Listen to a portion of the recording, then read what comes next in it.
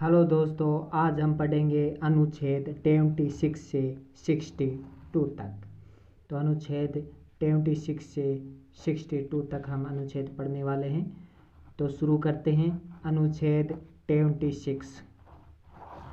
अनुच्छेद 26 क्या कहता है? धार्मिक कार्यों के प्रबंधन की बात करता है।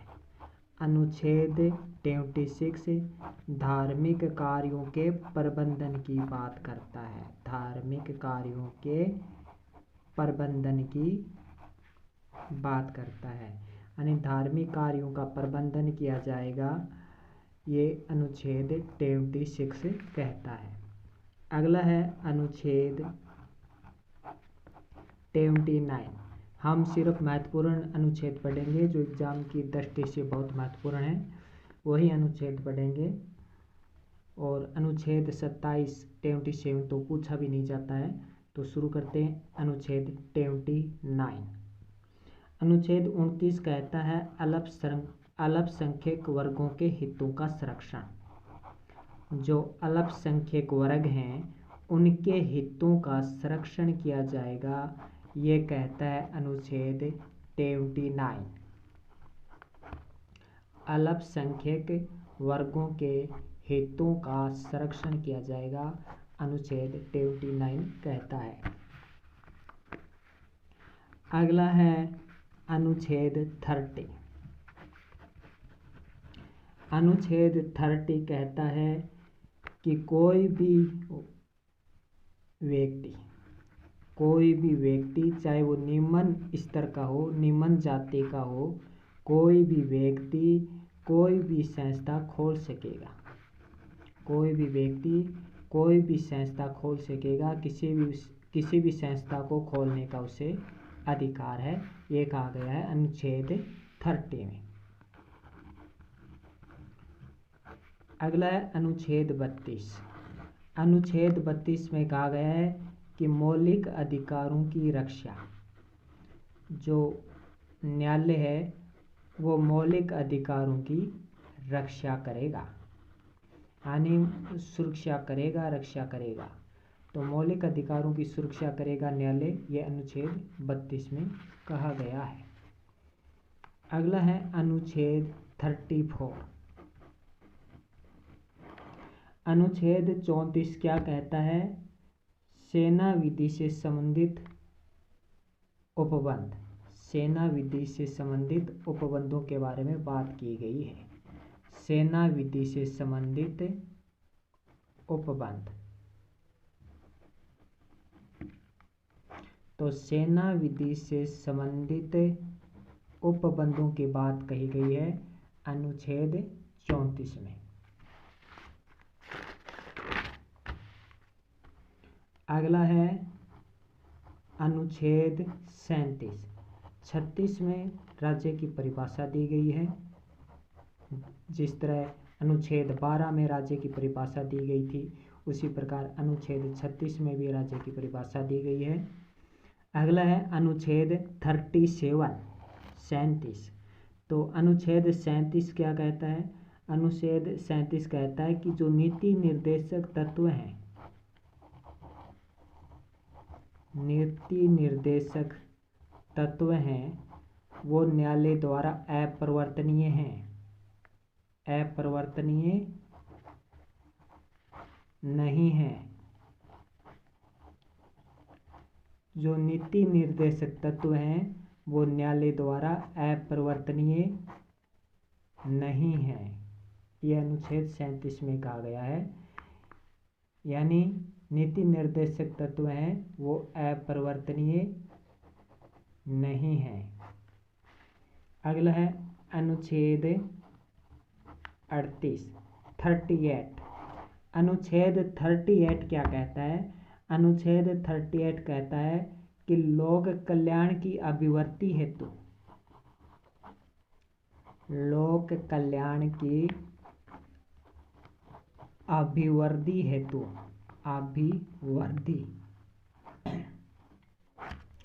तो लोक कल्याण की अभिवृद्धि हेतु सामाजिक, देखिए, लोक कल्याण की अभिवृद्धि हेतु सामाजिक, आर्थिक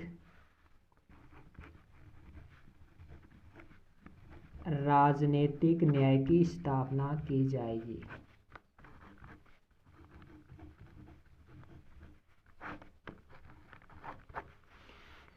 तो सामाजिक, आर्थिक और राजनीतिक न्याय की स्थापना की जाएगी, ये अनुच्छेद किस में है? ये अनुच्छेद 38 में वर्णित है। अगला है अनुच्छेद 39 क।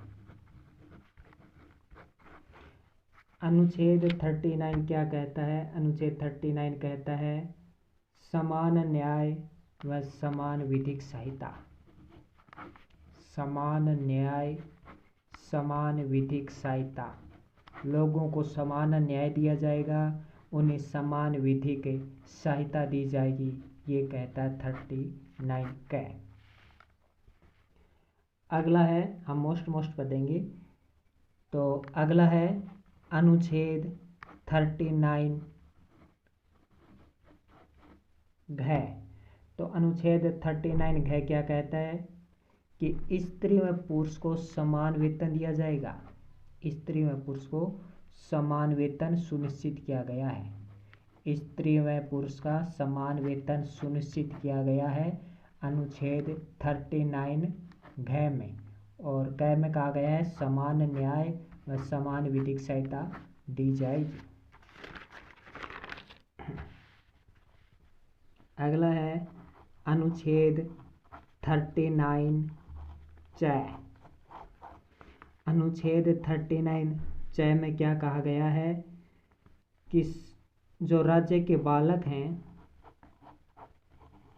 जो राज्यों के बालक हैं, चाहे किसी भी राज्य का बालक हो, उन्हें स्वच्छ व उचित वातावरण सुनिश्चित किया जाएगा। उन्हें स्वच्छ व उचित वातावरण प्रदान किया जाएगा, उनके लिए स्वच्छ व उचित वातावरण सुनिश्चित किया जाएगा, ये कहा गया है अनुच्छेद 39 च में कि राज्यों के बालक के लिए स्वच्छ व उचित वातावरण सुनिश्चित किया जाएगा। अगला है अनुच्छेद 40 में कहा गया है कि ग्राम पंचायतों से संबंधित बात कही गई है अनुच्छेद 40 में। अगला है अनुच्छेद 41 अनुच्छेद 41 में कहा गया है कि राज्य है वो काम, शिक्षा और लोक सहायता प्रदान करेगा।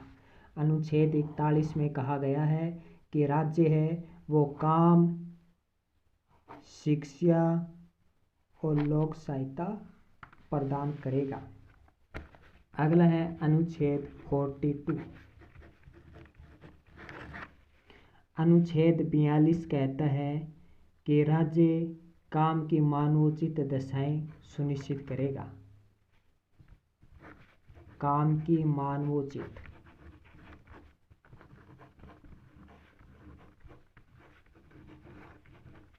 दशाएं सुनिश्चित करेगा।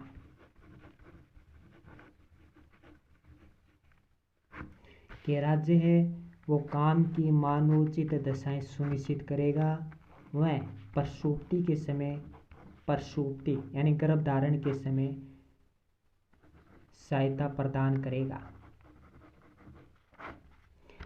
तो अनुच्छेद 42 में कहा गया है कि राज्य काम की मानवोचित दशाएं सुनिश्चित करेगा, वह प्रसूति के समय सहायता प्रदान करेगा।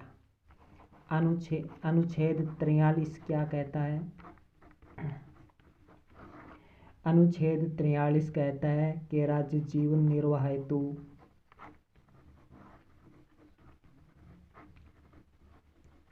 उचित मजदूरी प्रदान करेगा।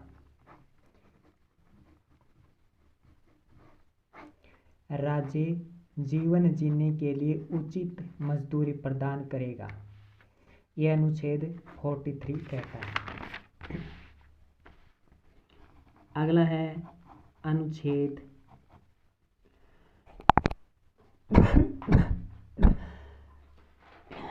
अगला है अनुच्छेद 43 है।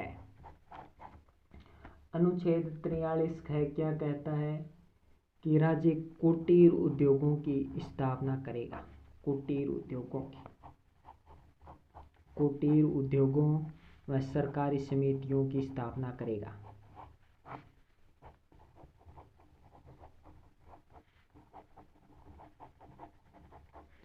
अनुच्छेद 43 कहता है कि राज्य कुटीर उद्योगों व सरकारी समितियों की स्थापना करेगा। अनुच्छेद 44 क्या कहता है? अनुच्छेद 44 कहता है समान नागरिक संहिता। अनुच्छेद 44 समान नागरिक संहिता की बात करता है।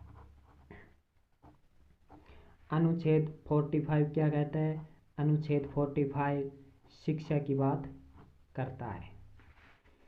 अगला है अनुच्छेद 46। अनुच्छेद 46 क्या कहता है? अनुच्छेद 46 कहता है कि अनुसूचित जाति जनजाति अनुसूचित जाति व जनजाति इनकी शिक्षा की व्यवस्था करेगा। तो अनुसूचित जाति व जनजाति की शिक्षा की व्यवस्था किस अनुच्छेद में की गई है? अनुच्छेद 46 में। अगला है अनुच्छेद 47। अनुच्छेद 47 में क्या कहा गया है कि पोषाहार प्रदान किया जाएगा, कि जो स्कूलों में जो बालक होते हैं उन्हें पोषाहार प्रदान किया जाएगा, वह मादक पदार्थों पर रोक लगाई जाएगी।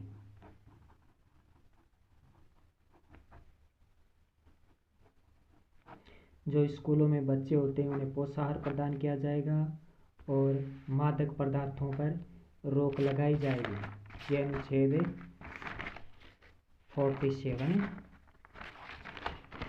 कहता है। अगला है अनुच्छेद 48। अनुच्छेद 48 क्या कहता है? अनुच्छेद 48 कहता है कि पशुओं का संरक्षण किया जाएगा। पशुओं के संरक्षण की बात कही गई है। कृषि नियोजन की बात कही गई है।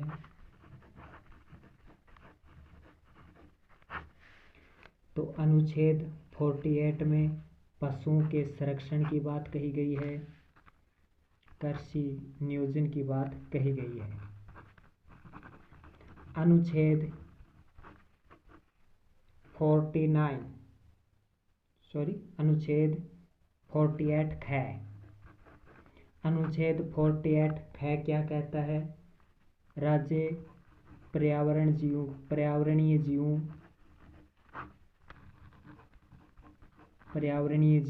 व वनों की रक्षा करेगा।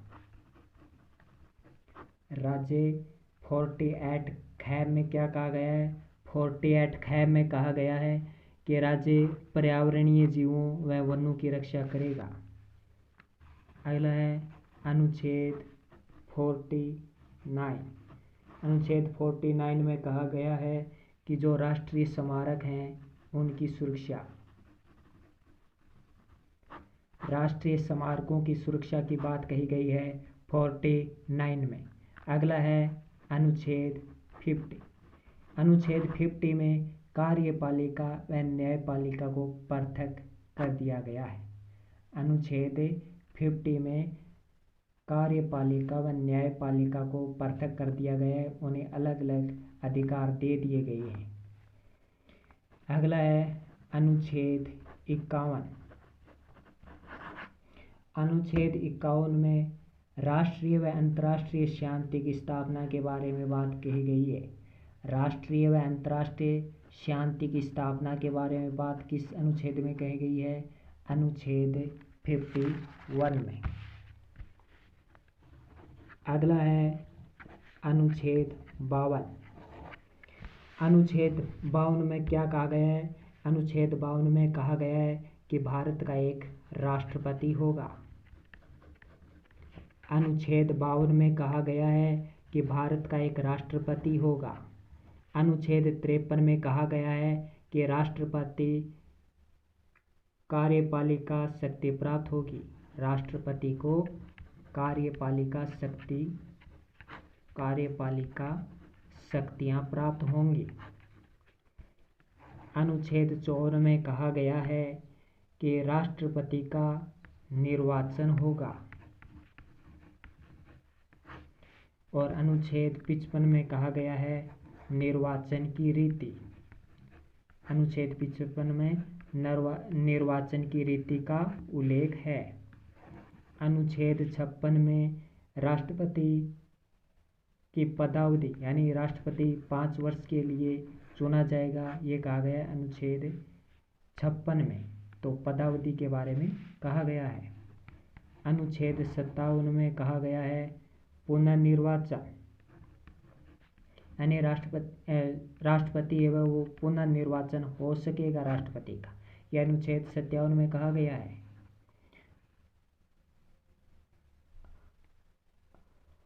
और अगला है अनुच्छेद 59। 58 मोस्ट नहीं है। अनुच्छेद 59 देखते हैं। 59 अनुच्छेद 59 में कहा गया है कि राष्ट्रपति पद के लिए शर्तें। राष्ट्रपति पद के लिए शर्तें अनुच्छेद 59 में कहा गया है। अनुच्छेद 60। अनुच्छेद 60 में राष्ट्रपति की शपथ के बारे में कहा गया है। राष्ट्रपति शपथ लेगा, अनुच्छेद 60 में कहा गया है। 61 में है महाभियोग, राष्ट्रपति पर महाभियोग, अनुच्छेद 61 में। और अगला है अनुच्छेद 62। इसमें राष्ट्रपति के पद को भरने की बात कही गई है, यानी अचानक से राष्ट्रपति का पद रिक्त हो जाए तो उसको भरने की बात कही गई है अनुच्छेद 62 में। तो राष्ट्रपति के पद की रिक्ति को भरने के समय और अचानक से अगर रिक्त स्थान को भरने की बात हो तो उसके बारे में उल्लेख है 62 में।